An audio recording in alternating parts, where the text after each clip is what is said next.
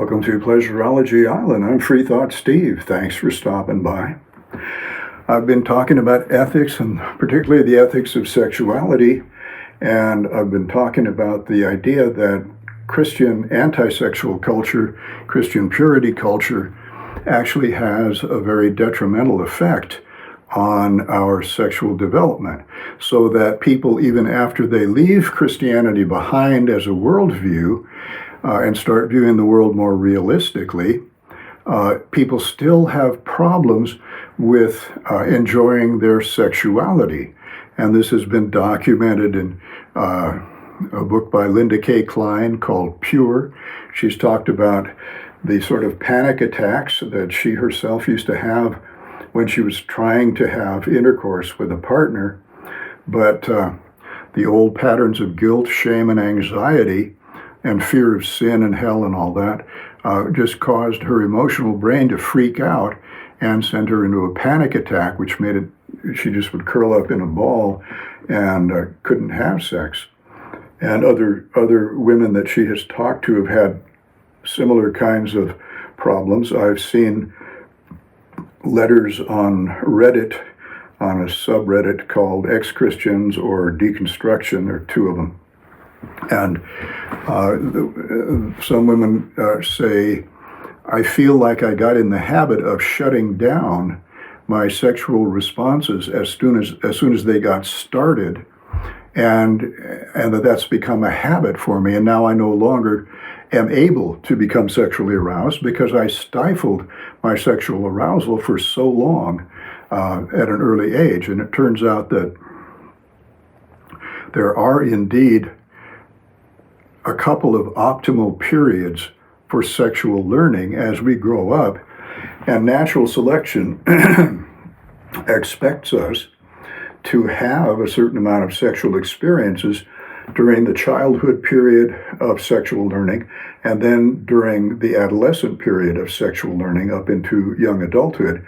During both of those periods, our brains become capable and optimized for sexual learning.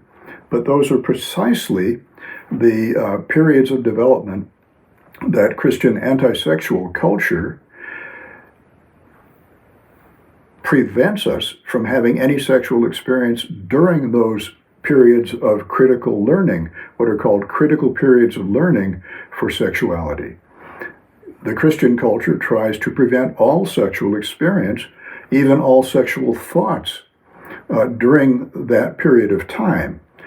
So that during the period of time when natural selection expects our emotional brain to enjoy different kinds of sexual experiences with the other children that we are interacting with, as well as then more mature type of sexual experiences during our adolescent years, natural selection expects that. And natural selection doesn't have a consciousness. Natural selection is an impersonal process. So when I say that natural selection expects us to have sexual activity during childhood and adolescent years, what that means is that in our ancestral populations, when human beings were living in small groups of 100 people or less that were relatively isolated from one another, and in situations where the adults couldn't possibly exert control over the children because the children weren't imprisoned in school all day long or imprisoned in a family home at night. The children were free to run around and form their own little play groups together. So they had plenty of opportunity to engage in the kind of sexual play that we know as I'll show you mine if you'll show me yours, or let's play doctor or something like that, where children examine each other's bodies and find it fun and sexually arousing to look at the sexual organs of other children. This kind of behavior is useful. It's found in many, many species, not just the human species, but what it does is it helps our emotional brain learn to recognize the difference between the two sexes, and it gives our emotional brain practice in recognizing the kind of person who turns us on and the kind of person that we will later become more fully sexually aroused by. But children are capable of sexual arousal because their emotional brains are capable of generating sexual arousal. And then later on in adolescence, the sexual circuits of the emotional brain become even more mature, and we start responding even more strongly to other people who could be potential sexual partners for us. And in a natural human setting, rather than a huge urban setting, in a natural hunting and gathering human setting, adolescents were able to have sex with each other during their teenage years. And in some cultures, this was positively encouraged. The Polynesian culture is an example of a sex-positive culture where the adults permitted children to play together sexually. They didn't make any effort to prevent that. When they found out about it, they were just amused by it, because the Polynesian parents wanted their children to grow up and be sexually active, sexually happy, young human beings. They expected all of their children to start having sex in their teenage years. And in an isolated population like a Polynesian island where there were not any STDs before the STDs had been introduced from Europe, any STDs that might have been in that population, which was so isolated, that population would have developed an immunity to those STDs over the years, so they didn't have to worry about that. And the Polynesians didn't worry about a young woman becoming pregnant. Everybody loved babies, and if she wasn't married and became pregnant, then it showed two things. First, that she was capable of having children, which meant that she was more desirable as a wife because she had proven her ability to have children. And secondly, the child would be adopted by the family, or an in-law or a cousin or an aunt and uncle or grandparents or somebody. There were always families who liked having children and were happy to adopt a child and raise a child in their family. So there wasn't any trauma about either pregnancy or STDs. So the young people were allowed to enjoy sexual freedom and explore sexual behavior together without interference by the adults. And in fact, the Polynesians recognized that young men were not naturally great sex partners. That young men have a tendency to get an erection, start having sex, and ejaculate very quickly. And this can leave their partner unsatisfied. So the Polynesians recognized that young men needed to have more sexual education, deliberate sexual education. So an older woman of that young man's family or in-laws or someone close to him would volunteer to be his first sexual partner and would be very patient with him. And of course, the young man was not feeling anxious about having sex, because the children also grew up in an environment where they witnessed the adults having sex, mostly at night, but also sometimes at festivals and so forth.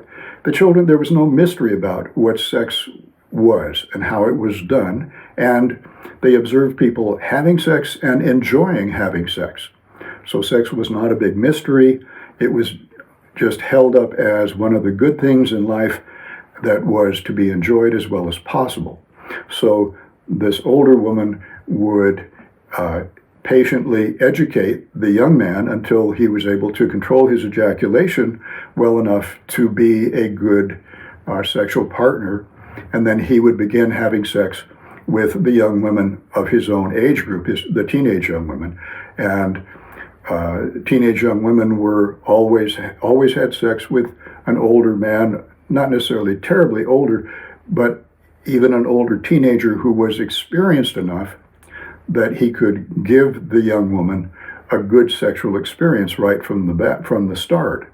her first sexual experiences would be with a man who knew what he was doing and could therefore give her a good sexual experience. And so this is the kind of sexual educational environment which natural selection has given us an emotional brain to flourish in. That is, natural selection has given us the kind of emotional brain that will develop a good, strong sexual response process as long as we have positive and rewarding, affectionate sexual experiences during our childhood and adolescent years as well. And that's what natural selection expects from the social environment. The expectable social environment is a social environment where young people will have positive sexual experiences. And the pleasure of sexual experience makes it a self-rewarding activity.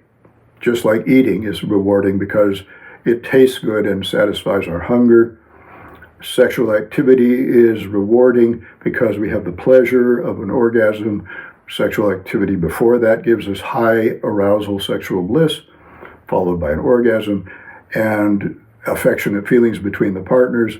This is all in all a very rewarding human experience when it's done within a sex-positive cultural environment.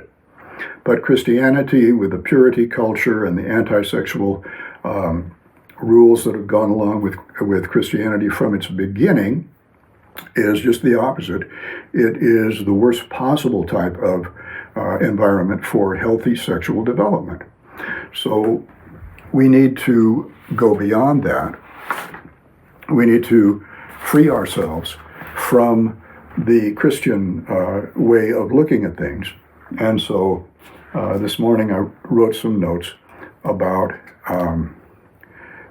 God and sex and what we can know about God and all that stuff in an effort to help us understand that the imaginary concept of God that we have in our brain because we've been taught it by Christian parents and Christian community, that's an imaginary concept, but it has real emotional effects on us. I'm going to talk a little bit about that. So I'll just read what I've written this morning. God is imaginary, but real. That seems like a paradox, but it's not. God is imaginary, but real. God really exists as an imaginary concept embedded in the neurons of our brain. This is our personal version of God. It's formed by all the imaginary things we've been taught to believe in all of our life, by people who consider themselves authorities on God. This is a false claim of authority. This is a false claim of authority about an unknowable, imaginary entity. No one can be an authority on the unknowable, because no one can know anything about the unknowable. And God is a non-physical being, so God is not a non-observable, non-knowable thing. God is unknowable, so no one can be an authority on the unknowable or the unobservable.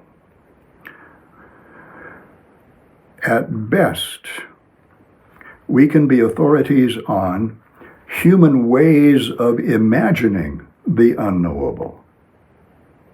And that's what theologians are. Theologians are authorities on human ways of imagining the unknowable.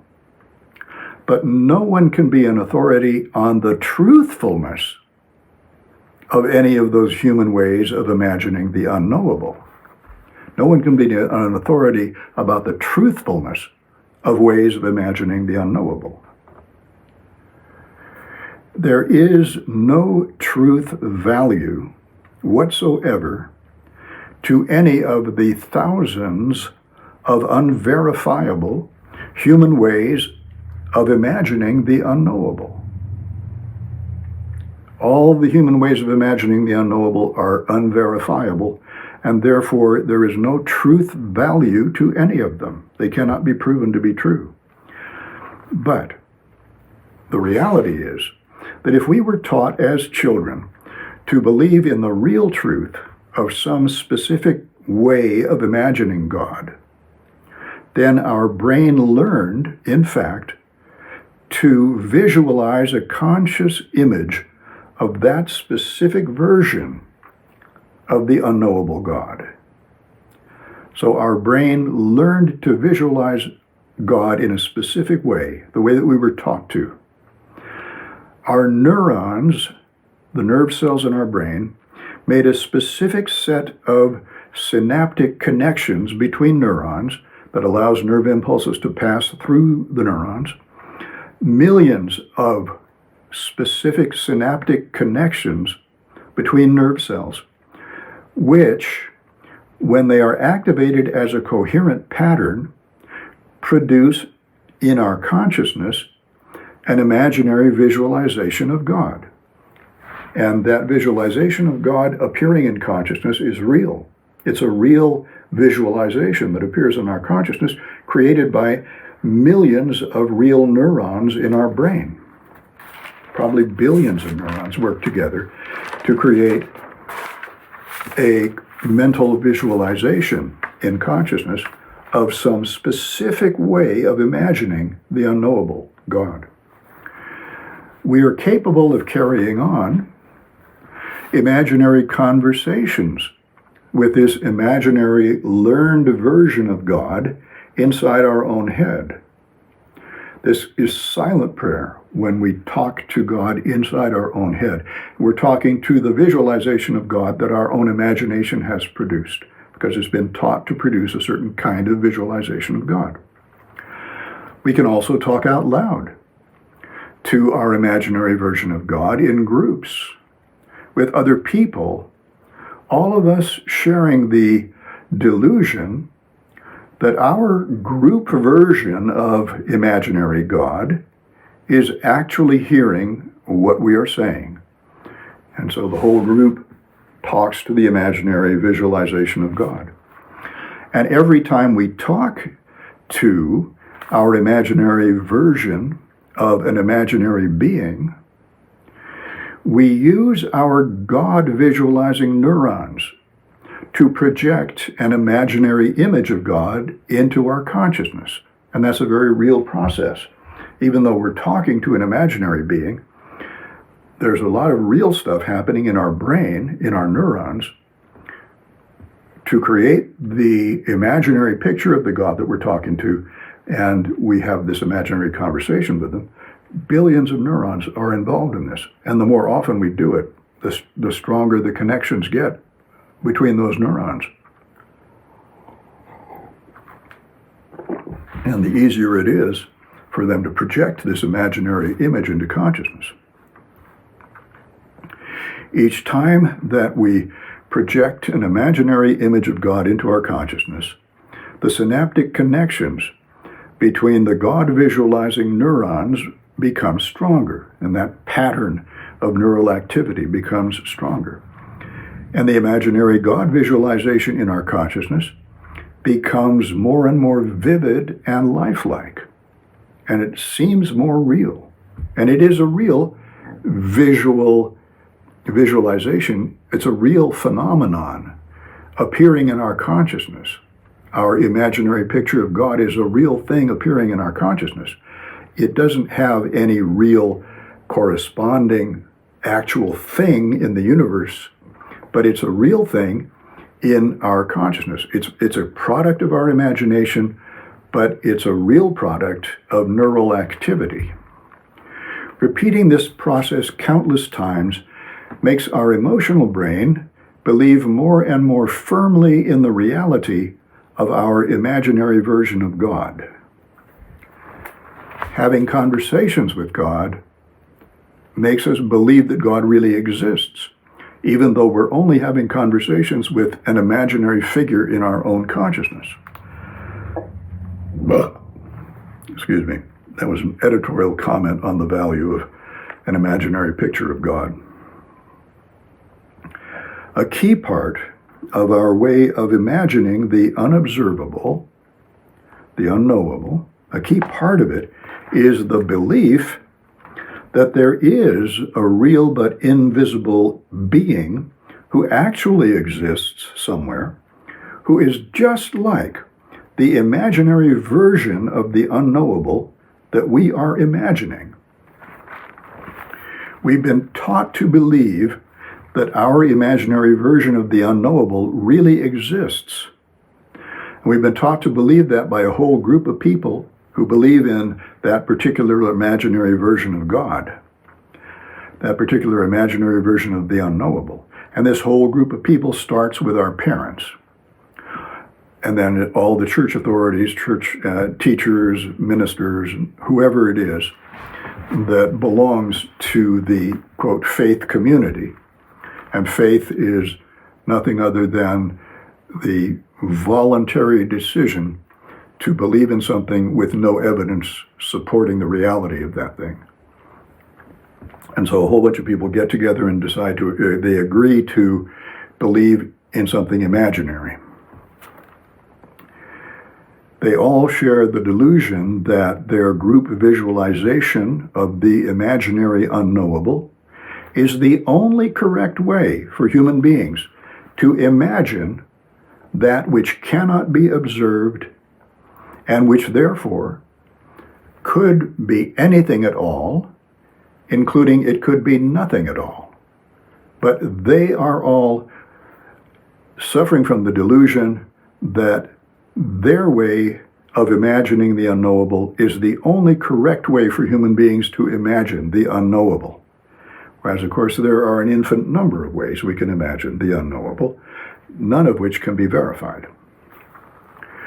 But these delusional authorities on the imaginary, the authorities of the church group, these delusional authorities on the imaginary have taught our emotional brains as children to delusionally believe in the reality of their specific way of imagining the unknowable.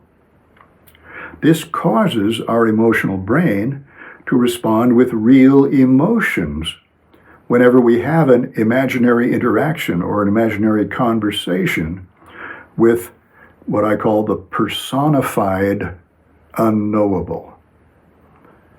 We take the unknowable and we personify it. We turn it into a person, and we imagine the unknowable as some specific kind of person. And that's what we call God. So, whenever we have an imaginary interaction with the personified unknowable, our emotional brain responds with real emotions. These emotional responses can make us feel safer. In fact, this is what happens with the people who still believe in Christianity. They believe in it because their visualization of the unknowable personified in a certain way makes them feel safer. And that's because they are thinking and behaving in ways which they imagine are pleasing to the personified imaginary unknowable. I have an abbreviation, PIU, or PEW, for personified imaginary unknowable. That's another synonym for God, PEW, personified imaginary unknowable.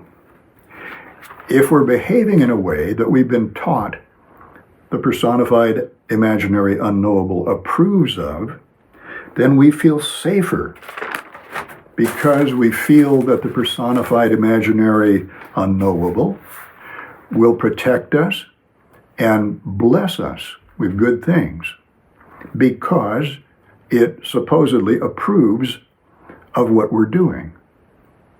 We imagine that this approval of the personified imaginary unknowable, we imagine that its approval means that we are a morally good person.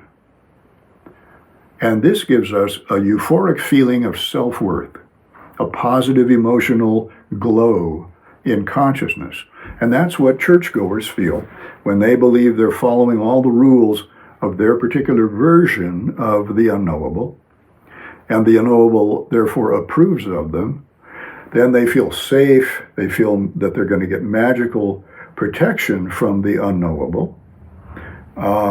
And so that helps them relax. And so they don't want to let go of that imaginary idea. They don't want to admit that it's a delusion, that they are taking imagination to be real, and they're not understanding the difference between the two. And that's the original intellectual sin, is to mistake the imaginary for the real. Once you do that, you're shit out of luck. And the only way to truly escape from religion is to say, I'm no longer going to believe that the imaginary is real.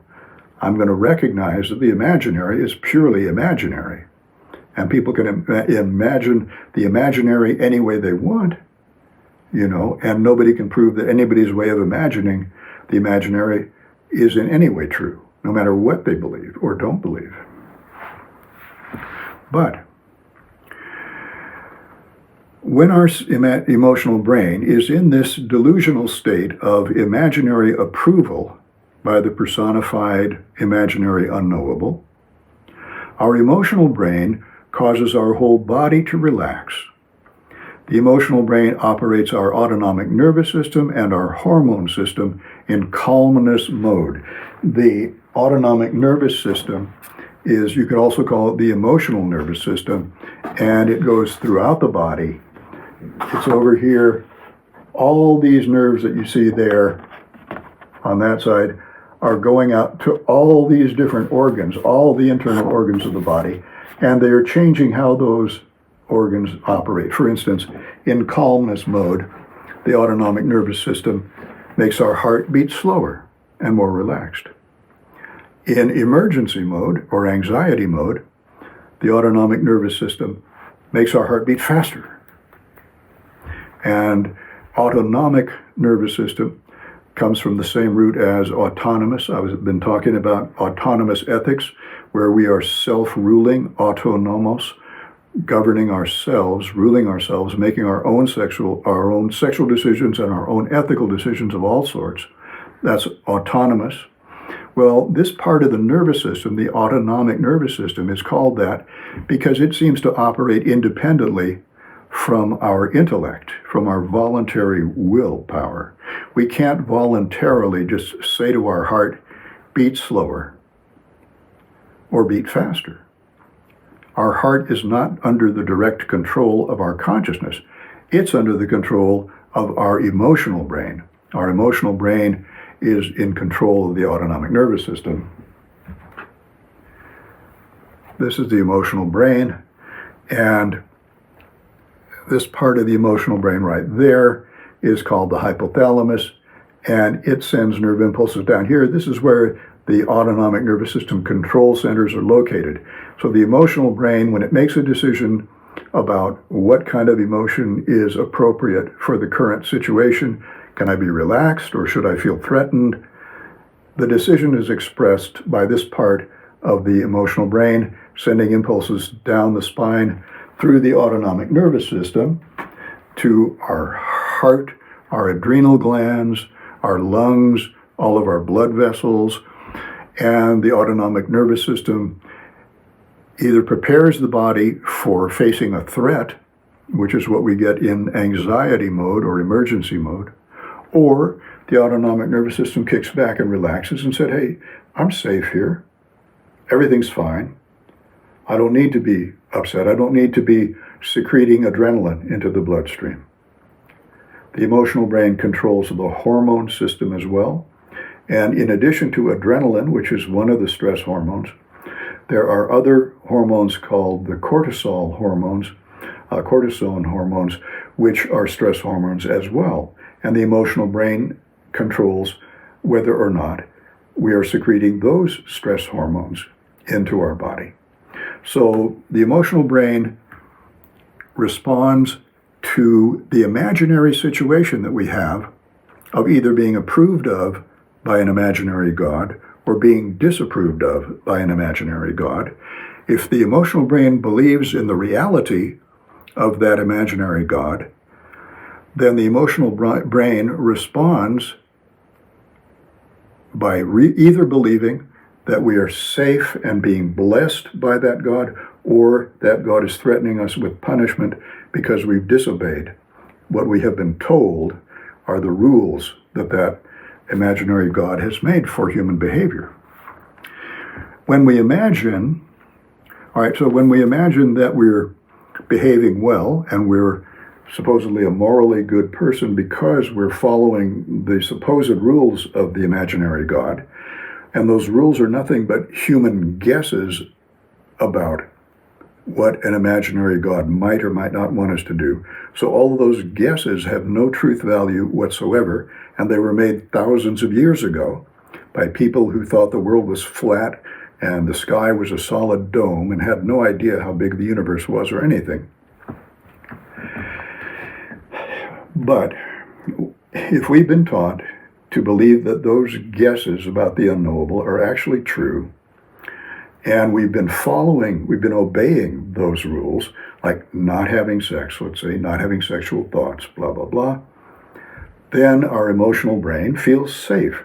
Our emotional brain imagines that the imaginary God actually is pleased with us for denying ourselves sexual pleasure. And so we relax and we're calm and everything's great, except we're sexually frustrated. But other than that, if we're following the rules and we believe that God is not angry with us, then we can relax to some extent. But when we imagine, when we relax, by the way, relaxation is in fact a healthier condition for our body, as well as being more pleasant for our consciousness. So it's important for us ultimately to be able to enjoy sexuality without feeling that any imaginary God is angry at us for doing so, but rather feeling that if there is a God, that God is pleased with us for using our sexual pleasure system to generate euphoria in our consciousness and good feelings in our body. And when we can feel that way, we can have sex without feeling threatened, without feeling that we're displeasing an imaginary being. Then our body can relax, we can have a clear conscience, and that is much healthier for our body than feeling guilty about sex. Because when we imagine that our thoughts and behavior are displeasing to the personified imaginary unknowable,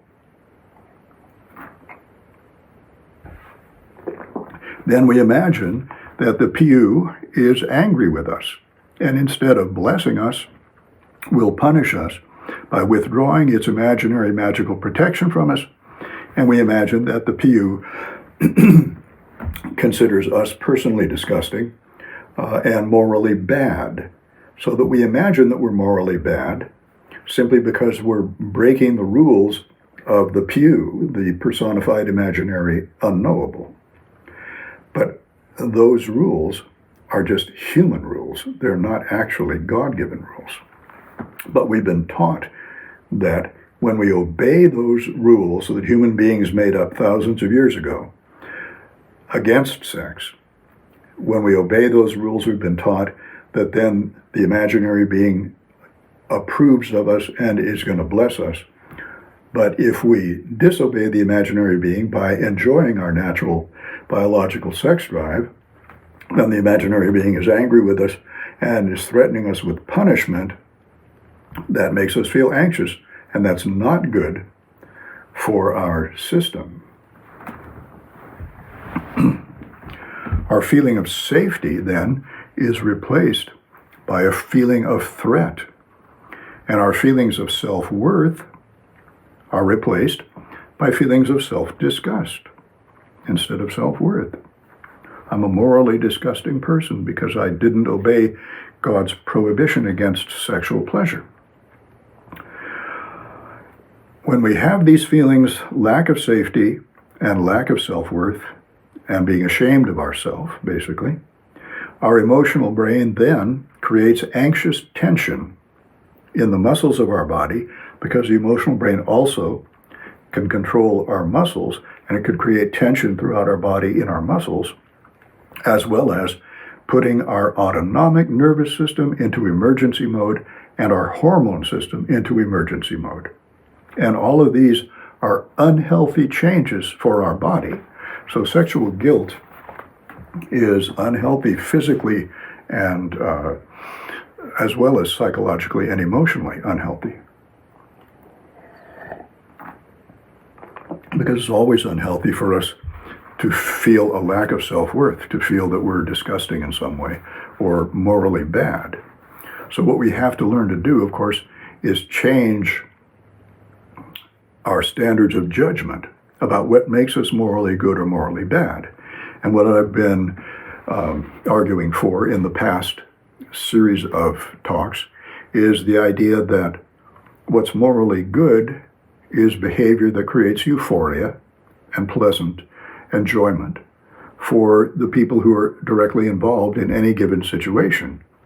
And that the only thing that is morally bad is if we are doing things that injure other people, that harm other people, that annoy other people, and that cause them distress, or that cause ourselves distress.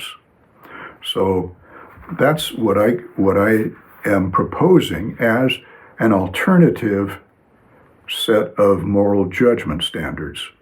That euphoria is good and distress is bad. And as long as we're creating euphoria without creating distress, then we're doing something morally good. And we can feel self-worth and feel like we're morally good people, as long as we're just creating happiness and pleasure. But because we've been taught from our childhood onwards to believe that these imaginings, these Christian imaginings about the unknowable are real and true, we are trapped in this process of real emotional responses to the programmed imaginings that we have in our brain. All the Christian imaginings we have in our brain have been programmed into us by people who've set themselves up as authorities on the imaginary, authorities on the unknowable. And they programmed this sex negative visualization of God into our brain. To break out of this trap, it is essential to realize two main things. One, the personified imaginary unknowable, the PU, is nothing but imagination. Imagination which has been programmed into us by the self-appointed authorities on the unknowable. So we recognize first that all images of God are just imaginary, but that we've had a certain set of images programmed into our brain by people who've set themselves up as those who know everything about the unknowable. Secondly, the standards of approval and disapproval concerning our thoughts and behavior, which we imagine that the PU, the personified imaginary unknowable, is using to judge us, those standards of approval and disapproval are equally imaginary. They are just as imaginary as the visualization of God that we've been taught to put into our consciousness. For instance, the PU's supposed disapproval of sexual activity is just one more piece of the programmed imaginings which the authorities on the imaginary have taught us to imagine are true, because these beliefs are part of an entire tradition of imaginings about the unknowable. And that makes them seem more valid because they're part of an ancient tradition of imagining the unknowable. But it doesn't matter whether a way of imagining the unknowable is brand new or 2,000 years old or 3,000 years old. It doesn't matter. Any way of imagining the unknowable is invalid because we cannot know anything about the unknowable. So it doesn't matter how old the way of imagining the unknowable is, or how many people have been persuaded to believe it. Because everybody's belief, when they believe that they know the truth about the unknowable, is invalid, is not true. No matter if it's millions or billions of people sharing the same delusional belief about the imaginary, none of it's true. And it never becomes true, no matter how old it gets. the truth value of those imaginings is completely imaginary. It is equally valid for us to imagine a sex-positive version of the imaginary. We are completely justified in imagining that the unknowable fully approves of us whenever we use our innate biological sex drive to create sexual euphoria in our consciousness for ourselves and for any partner we may be sharing sexual pleasure with. We are completely justified in imagining that we are completely approved of by any personified imaginary unknowable that we could visualize. This imagining, this sex-positive imagining, makes sense to our human intelligence. Why would a creator create beings if it didn't want them to enjoy their life and their consciousness? This makes much more sense than imagining an imaginary creator who magically endowed us with a sexual pleasure system, which that imaginary creator then punishes us for enjoying. Sure, here's this great sexual pleasure system, you can have it, but you mustn't use it. And if you do, you're bad. And I've given you natural sexual desires, but you mustn't act on them or you're bad. Because, so that's an irrational creator. That's an irrational way of visualizing the unknowable.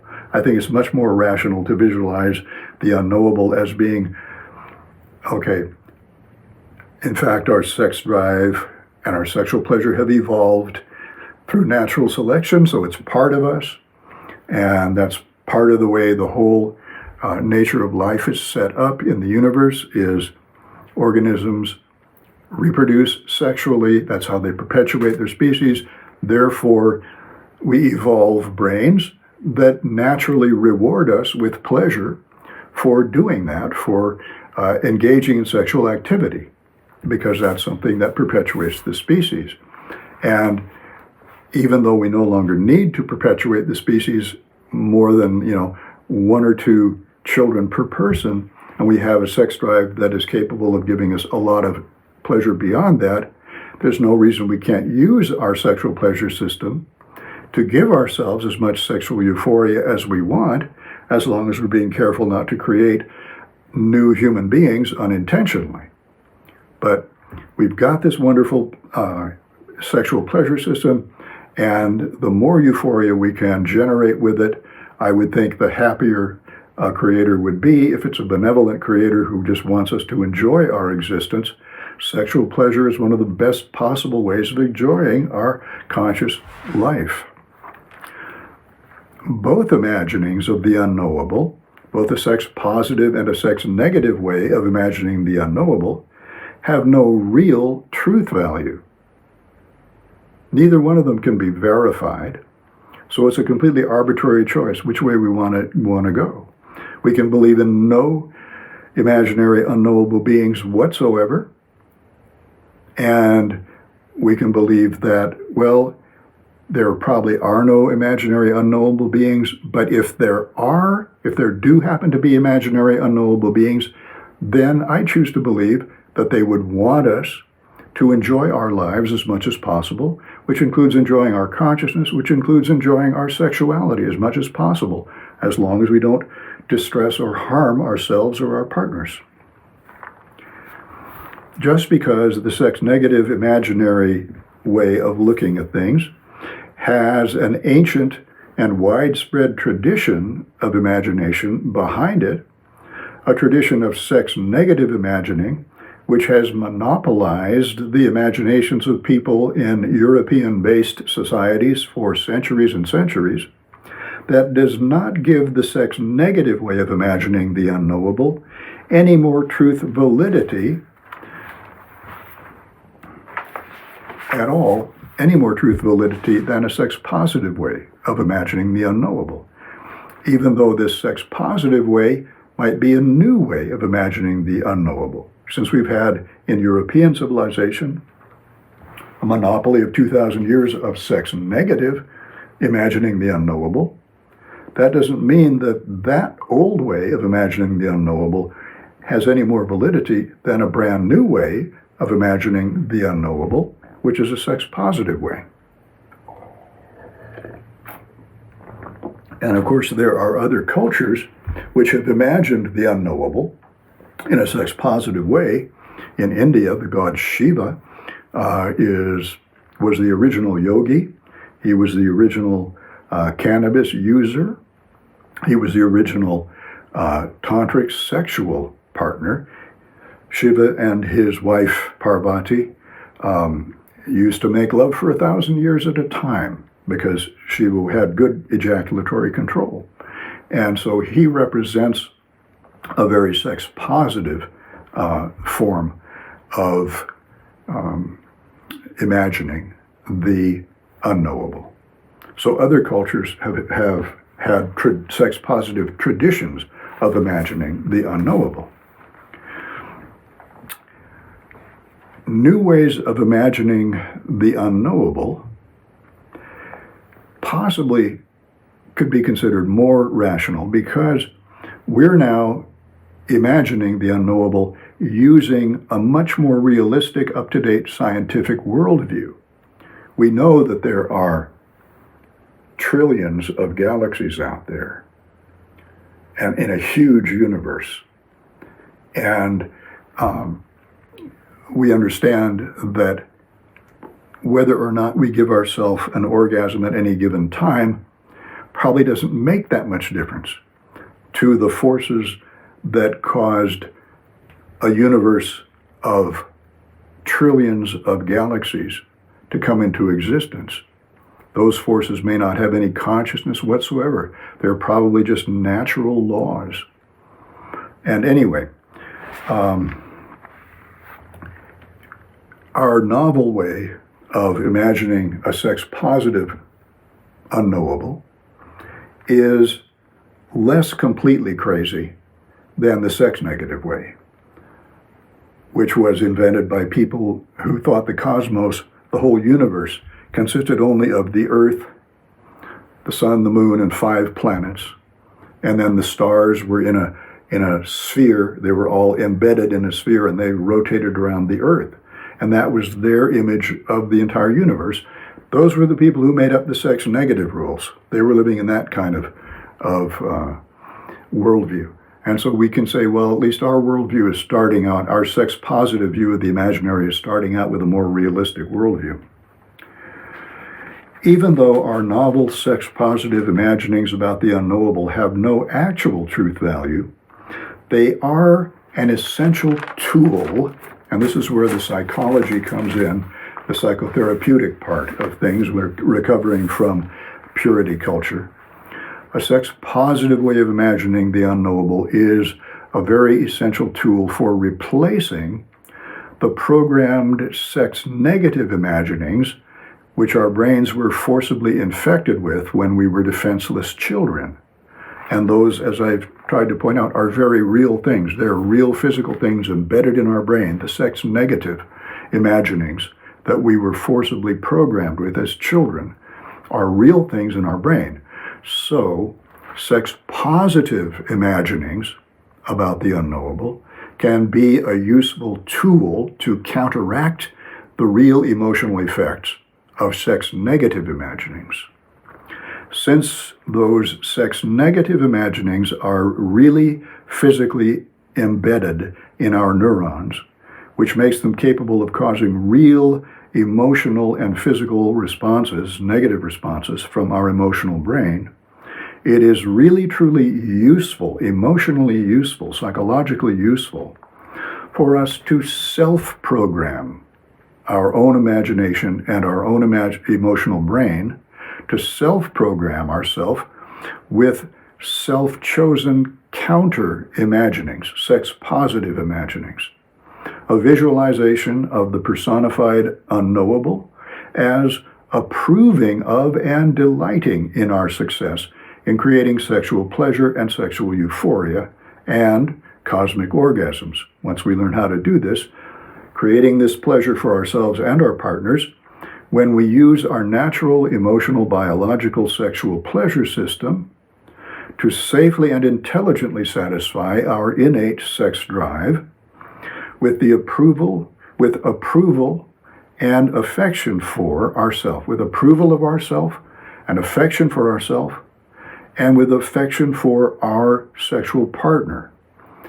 And we can do this, we can create this pleasure with our innate sex drive as a form of self-nurturing and mutual nurturing with our partners, so that we feel better about ourselves, we enjoy our lives more, we feel lovable, we feel capable of giving love, and we feel proud of our ability to create sexual pleasure.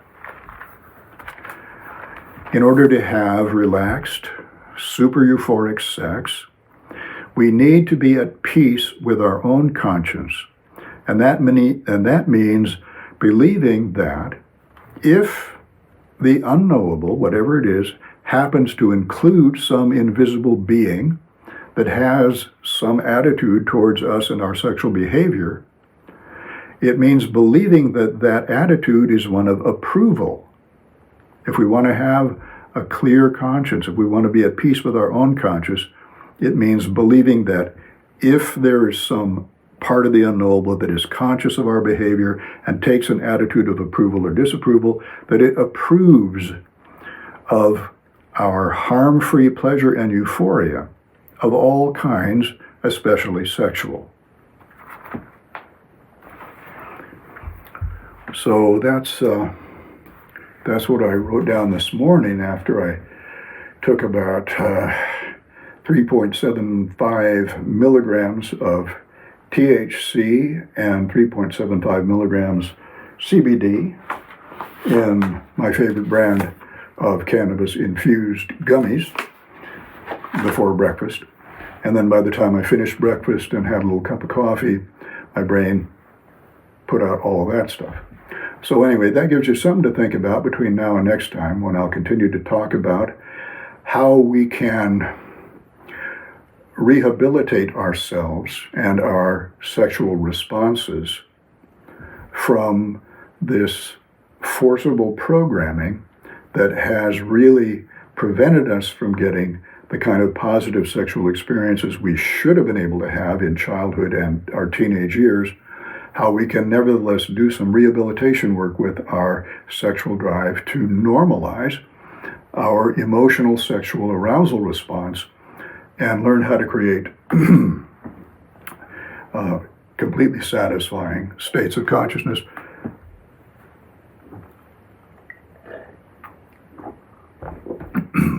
Especially super euphoric sex with cosmic orgasms, which requires being relaxed, being at peace with our own conscience while we're having sex, believing that we're doing a morally good thing by creating sexual euphoria in our own consciousness and in the consciousness of our partners, and feeling afterwards that we have done a good thing for ourselves and that we have done a healthy thing for ourselves by learning to escape from the sexual tensions, anxiety, and conflict of the imaginary sex-negative Christian worldview. So, talk to you again next time. Thanks very much for listening.